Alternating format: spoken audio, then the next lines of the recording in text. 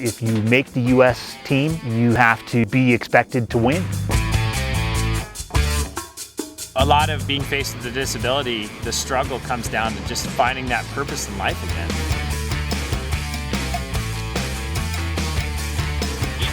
The drive now as a para-athlete is even more than it was as an able-bodied athlete. Until the break of time. Standing on the podium, whether it's the top step or the other two steps, is always an exciting feeling. Yes, I feel pressure representing my family and representing my country because I haven't gotten here alone. It's not just every 4 years, it's every day, and your family and your friends really know that. I think people just need to realize that, somebody like me is working just as hard to make it as a lot of these Olympic athletes that you'll see on the news and on NBC. This is being committed to the USA team. I want to see the U.S. get faster and make sure the Euros aren't winning these races. Those who say it can't be done shouldn't interrupt the people doing it. So I think that's perfect for the Paralympics. Once you go to the Games, you're a Paralympian for life. All right, now it's London. Here we come.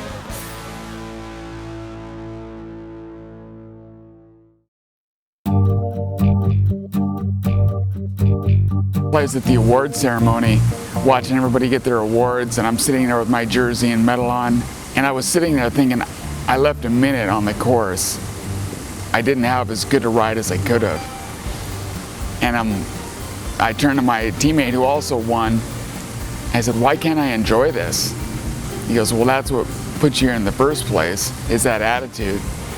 And I told my wife that last night, and she said, 4 years ago, you couldn't see straight, you couldn't breathe on your own without a machine, you couldn't eat, you couldn't swallow, and you couldn't talk. Enjoy the moment. And I'm like, okay, that put it in perspective. Terrible accident. There's an officer down with no pulse. The officer is down. Tony Pettiferry's been hit. December 19th, 07, I was working as a California Highway Patrol officer, and I had somebody stopped on the side of the freeway, and I was standing on the right side of the car, so way away from traffic, and this kid driving a 20-year-old driving a full-size Chevy pickup hit the car I had stopped going 75 miles per hour. The car I had stopped exploded, killed that driver. Both of the vehicles slammed into me, sent me about 80 to 90 feet through the air and on the shoulder and into a ditch, and nobody could find me for about 5 minutes. And my lungs were collapsed, chest was crushed, neck broke, back broke, collarbone, clavicle, skull fracture, you name it, it was going on. I was taken to the hospital. They thought I was going to die, pretty sure of it. In fact, the doctor later told me his goal was just to keep me alive so my wife could see me pass. Luckily, I didn't. To go in an instant from being a highway patrol officer, Ironman triathlete, cyclist, to being 37 years old and not being able to go to the bathroom on your own.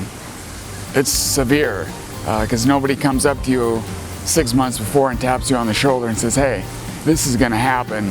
When I was in the hospital, everybody knew I was a cyclist, so they said, well, let's put him in a hand cycle.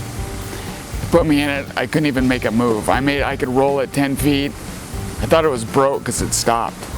As a para-athlete, my injuries were so bad that nobody expected anything. They're like, oh great, yeah, you can ride a bicycle. Good for you, yay.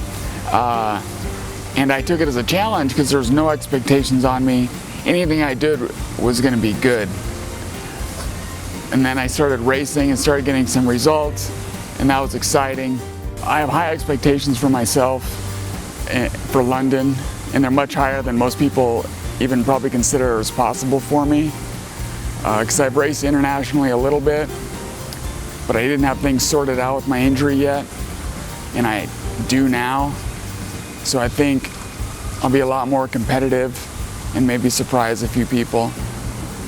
When I first started cycling in 9th grade, that was always my goal over anything else, was to wear a Stars and Stripes jersey, either as a national champion or on the national team. To make it on this path, a path I never thought would ever happen to me, is special. To pull on that jersey with USA across your chest, you know, it's humbling, very humbling.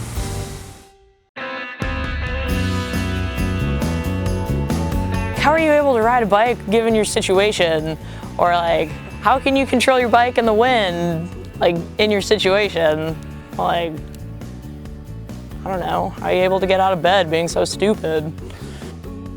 I grew up not knowing any different. You know, I never had two arms and then lost it and went through, you know, like a big traumatic experience or anything like that. But my parents were really good. You know, I kind of lucked out, you know, with the ones that I got, and they treated me just like any other quote-unquote normal kid. You have to have a couple screws loose to get into this, you know, in the first place, and to change, to make it your lifestyle, you know, around racing bikes, you know, or whatever sport. It's, you know, an obsession, it's an addiction, but it is a lifestyle. And, you know, as a result, I mean, we have the highest highs and the lowest lows.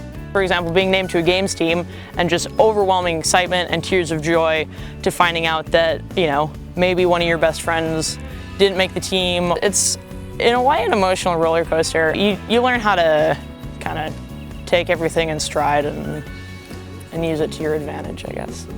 I'm biased, obviously, but I want to say that the cycling team is probably the closest knit group of any of the sports that we have. And we race for each other. We race for our families, we race for our friends, you know, and we race for our hometowns and all the people that maybe we know or that we don't know that have supported us in some way. So when you put on the jersey, you know, you feel that.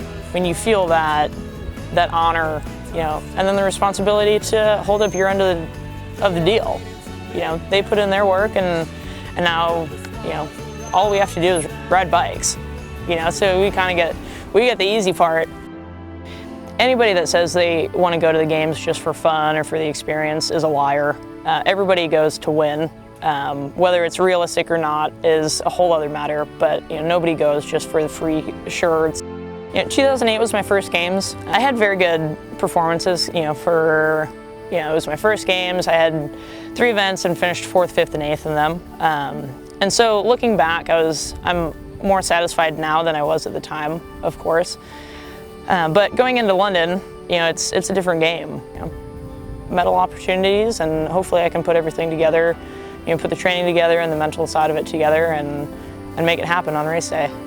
I guess one of my favorite quotes is, be wise enough not to be reckless, but brave enough to take great risks. I think it kind of embodies maybe a little bit of my personality and just kind of how I want to be. This is the cycling tan. There is the awesome leg. I will say it's comical. We get very meticulous about the lines. There's some will have the sock. I've been known to not wear certain kits because the short legs are too long. I have also the top line. You'll see a cyclist when they're putting it on, and you think they're just kind of trying to get their gear straightened out, but a lot of times it's like making sure that line on the spandex is perfectly in spot. And then the occasional sports bra. For me, I'm always competing with my teammates that live like Southern California because I'm a mountain boy, and I spend a lot of time in long sleeve jerseys, so I got to get after it. You know, I'm actually probably damaging a little bit of my product right now. It's kind of like a golfer's tan, but it's very distinct. In a cycling, I've had people say, "Oh, I knew you were a cyclist before I saw you take your helmet out because of the tan line." An interesting fact about some of the top women hand cyclists in the US is that we're moms. Both Monica and myself have young kids, so I don't know if that means that you have to have a kid to be one of the top racers, or if it's just that we are more efficient with our time and we have to get really intense workouts in fast, so we get some good training. I'm not sure. Flexibility is a huge part of my training regime. You know, if your son's sick, then he doesn't go to school and you don't have 6 hours that you thought you had. You work with it, you address it, and you find a way. You know, I think anybody who's motivated to reach whatever it is, if it's work or sport or what have you, that you find a way to make it work. Well, the biggest difference is when I was ski racing, I was single and could do whatever I wanted and be selfish. And now I'm married and have a child, and it's so much more challenging and difficult just because, you know, I'm part of a team now. Aside from my cycling team, my home team, my family team. Definitely sports is a huge part and a huge highlight of my overall being, and certainly my family, and having Henry, you know, teaches you so much in life and so much patience and joy, you know, at the simple things. And we do a lot together, and you know, that's a huge joy. So it's something that I try really hard to fit in, you know, even when I'm tired. My husband's so super supportive, probably believes in me more than I might believe in myself. Again, great support. You know, my husband's been my biggest sponsor. He's been behind me, he's supportive. When we started this, you know, he really said, "You're a role model for our daughter. I want you to chase this dream. I want you to show her what, you know, follow your dreams and go after it and what you can accomplish." So to have his support behind me means everything. Family and friends love you and want to see you succeed, and they're just as excited as you are to reach that goal, so they share it. This wasn't the original plan. The plan wasn't to be almost 40 doing sports still, but they say do what you love and do what you're good at, and so I feel very fortunate.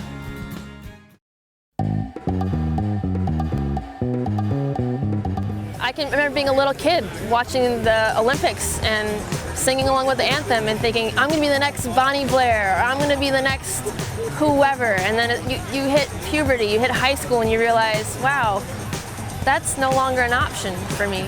And then you move on, and then I got hurt. And I thought, you know, everything had been taken away, my athletic lifestyle, everything. I had to go back to square one. It was a horrible accident. The car rolled over 8.5 times, finishing on the roof. My dearest friend, Sarah Jackson, died in that accident from her injuries. It was absolutely horrible. I sustained a closed head injury, ended up getting life flighted to Rapid City Regional Hospital. I ripped off most of my left foot. While I was in the hospital, they performed some brain surgery as well as an initial amputation of my left foot. 11 months after that, I had a higher level revision surgery to take my leg off to a below-knee amputation. And then to learn that there's an avenue for people with challenges to, you know, fulfill their dreams. This is a dream come true. This is a lifetime right here. I was racing the national championship criterium race, and I broke my arm.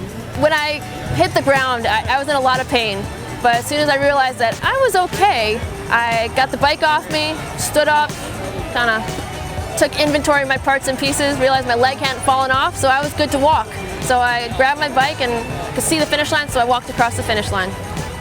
My favorite thing is suck it up cupcake. I tell myself that all the time. It just keeps me going. I think I have a lot of that stick-to-itiveness. I don't give up. I'm stubborn as all get out. And I don't think that's a bad thing. What keeps the fire in my belly is I don't like losing. I like people knowing that I'm trying hard. I like people to know that they can rely on me to do the best I can. And that keeps me going every day. The memory of Sarah, who died in the accident, I want to respect her, and I want her to look down from heaven and see me standing on the top podium and know that I'm carrying her with me. It's been an army of people supporting me, from the person who pulled me out of my accident, to the doctors, to the life flight, to my therapists, or my friends and family. I want to do my best for them. Suck it up, cupcake. Well, it feels great to be on top and to be the best in my class in the U.S. I've been there for quite a while now, but there's more and more competition every year, and so I just got to train that much harder every year to stay where I'm at. I want to be on the podium. I want to win a gold in London.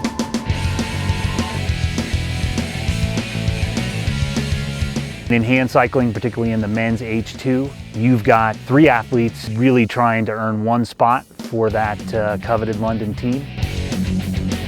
You have Matt, who's a veteran, has been racing for over 10 years. And then you have Will, who's relatively new as a hand cyclist. And then the third athlete, David, is kind of a journeyman. He's been doing this for 5 or 6 solid seasons and is a great time trialer. When you put all those 3 guys together for a selection, one-day race, there's going to be some fireworks, and there's just no way around it. It's all about one race, one day. There's a lot of competition, a lot of guys that want to go, and there's not that many spots. Dave, Will, and Matt haven't really had the opportunity to race head-to-head. Everyone's been doing their own program this year. Yeah, I like that my category is competitive. I mean, wouldn't be fun otherwise. I mean, how fast do you need to go to podium in London? They turn up with their A game, trying out for the team, and, you know, roll the dice and see what happens. So it was good to see everyone on the line today, primed, you know, peaked, ready to go. It's a national title in addition to the event that might select you for the London Paralympic team. So yeah, there's some ego involved, there's a lot of pride involved. To be honest with you, it doesn't change anything. If this wasn't a Paralympic year, there wouldn't be a difference in what I'm doing. I think in some ways, if you beat the guy who's been on top for a long time, Matt, you know, that's something to talk about. I don't know if glory has much to do with it. I mean, winning obviously is great, but just competing, I love to compete. I'm competing with myself. I mean, I want to get better, I want to get faster. It's a good problem to have, really, that there are potentially medal contenders who may be sitting at home during the Paralympic Games. And London's coming up and there's a lot of stress involved. It's the goal I set, so, you know, that's what I'll try to hit. We need 3 strong athletes for the team relay, one of them being an H2 male. We just got to find the strongest male to support that. That's going to be our goal. Cycling is one of those sports where you can't really hide, you can't really lie. You know, people talk about tactics, and there's tactics in cycling, but if you can't execute the tactics, it doesn't matter. It should be fun out there, and it's going to be aggressive, and I'm thinking it's an uphill climb finish, so I don't know if it'll be a sprint finish, but it's going to be a tough finish. It was tight. I know it was probably a 20-second spread between the 3 of them. Hopefully I'll be one of those top 3 guys at the podium. Some nights I don't sleep so well. Sometimes it can be a scary feeling. Like I said, stressful. It can be stressful. I mean, you know, but I guess it can be exciting too. So, you know, we'll see. I just kind of want to race my bike and see who wins.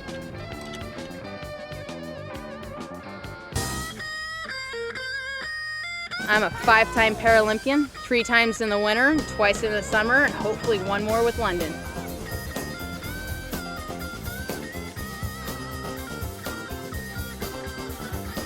Getting ready for London, doing the 2-season sport, actually the winter season is a good mental break.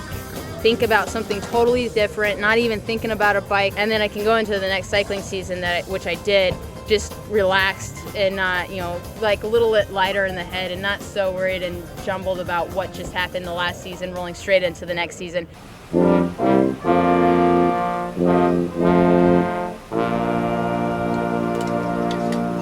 I'm not jinxing myself at all with medal count. I'm just gonna go out there and have a blast. But it's the 6th time. Like, how many can say 6 Paralympic Games consecutively? Holy moly, 6 Paralympic Games? Like, that's awesome. This is my world champ buddy named Hap. And it's got the world champ stripes plus a little tribal in it. I'm Skulls and Lollipops, and I'm a world champion, so I put them together.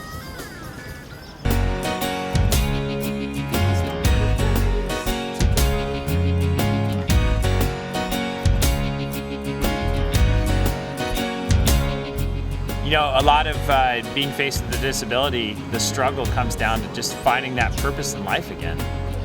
I'm racing at a level that I never thought I could attain when I had the 2 legs. What I often tell people is, this is a physical disability, but back when I had both my legs, I had a handicap because it was a state of mind.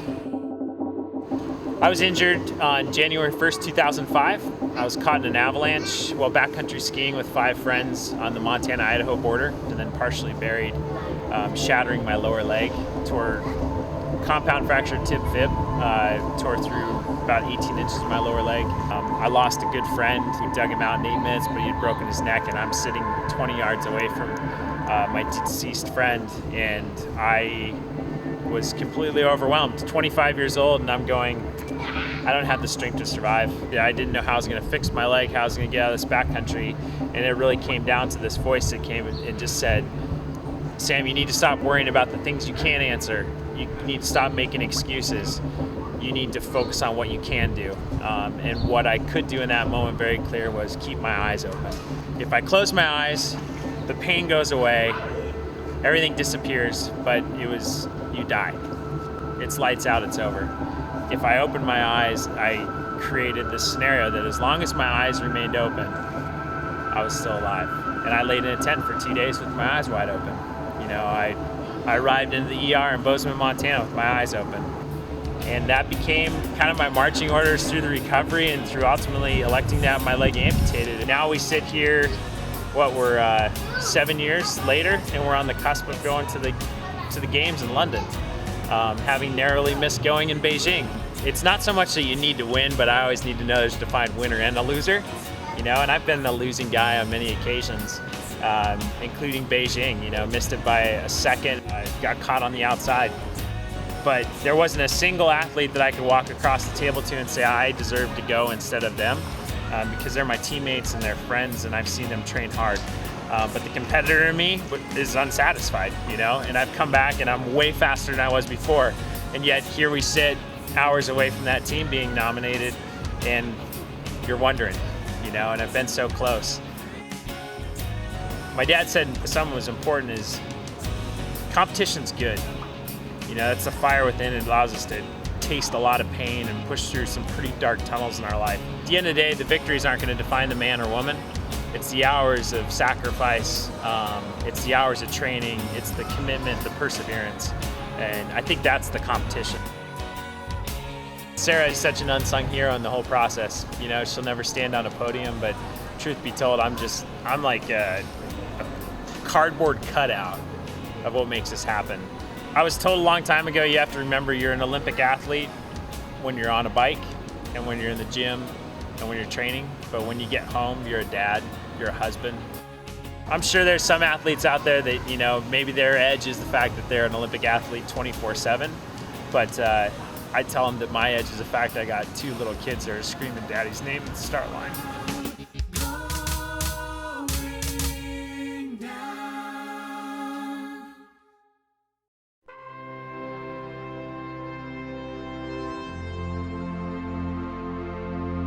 You know, nothing's bigger than the Olympic Games, and everyone wants to be a part of it, and for someone with a disability, the Paralympic Games is the pinnacle of the sport.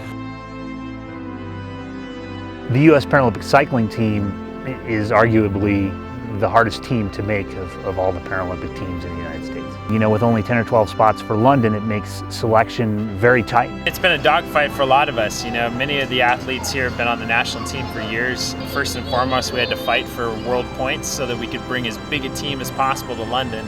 So we peaked off and on for 3 years, and then all of a sudden we're thrown into this final run where we've got to peak everything for one event to make it on this team. And if that goes well, we're peaking 2 months from now. It's elite competition, and all of these athletes are elite competitors, and they will fight to the bitter end for that coveted spot on the team.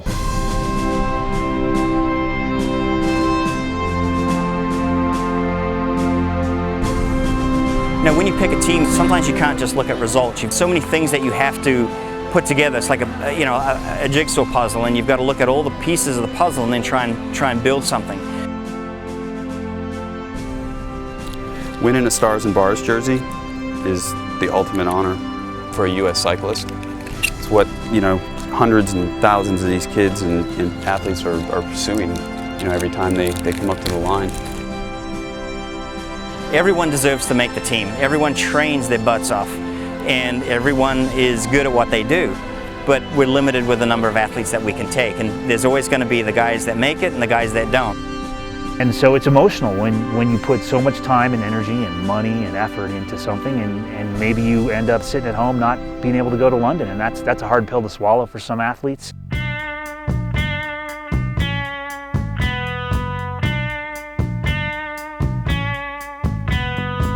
Any selection process is always bittersweet. You know, there are people who are some of your best friends, you know, that don't necessarily make the team, and so you're, you know, somewhat selfishly very excited for yourself, but then also you're sad and disappointed that you couldn't do it with the people who have helped you get on the team. You know, the people that have, you know, trained with you and competed and sweated and cried and bled, and it's hard to see them stay at home.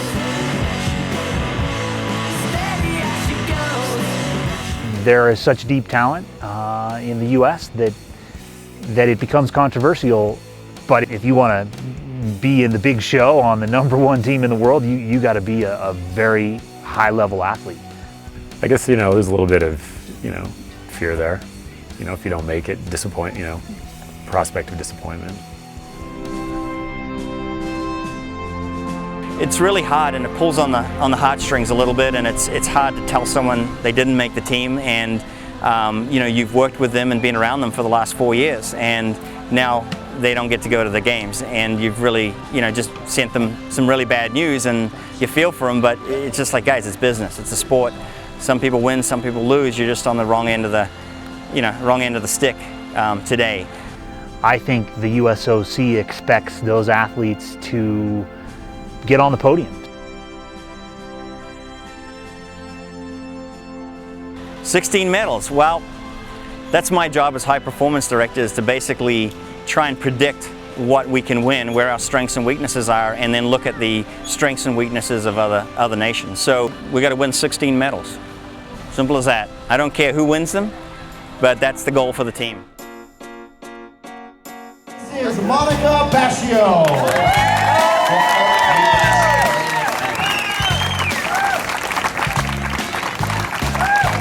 Mavi Davis.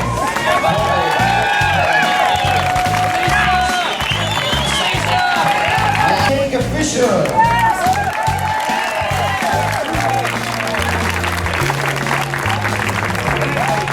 Please welcome Allison Jones.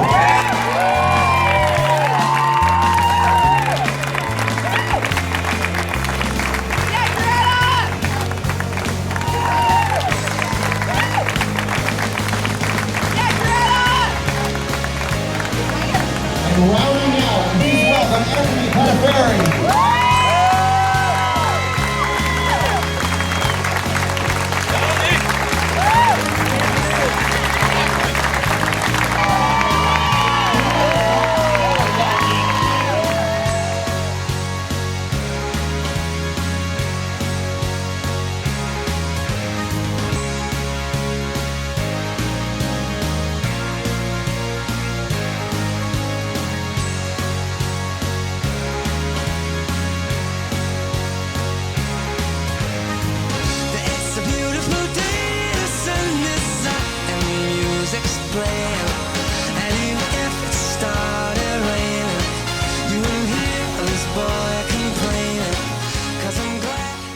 Which moves us into our final spot for the 2012 U.S. Paralympic men's cycling team in the C1 classification from Riverside, California via Lincoln, Nebraska, Anthony Song!